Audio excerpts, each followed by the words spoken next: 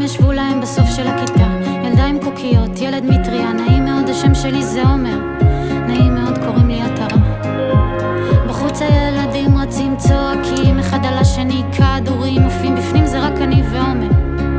ועומר הוא אומר שלא נורא, ועומר מצייר לי ציורים, עושה לי פרצופים, פותר לי תרגילים, וכשאני בוחר רוצה לשבור את הכלים, עומר מחבק אותי.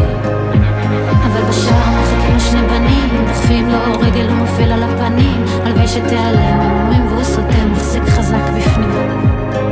ורק כשהם הולכים, עומר נעמד, מנער את הבגדים, מרכיב את משקפיו, והדמעות זורמות עליו מעצב ובושה, ונהיה לו קצת רטוב, אז הוא פתח מטריה, ולוחש לאלוהים, אם אתה קיים, תעשה לי איזה נס, ותיקח אותי מכאן, ואולי שמעו אותו, את ילד מטריה, כי יום למחרת הוא לא הופיע בכיתה.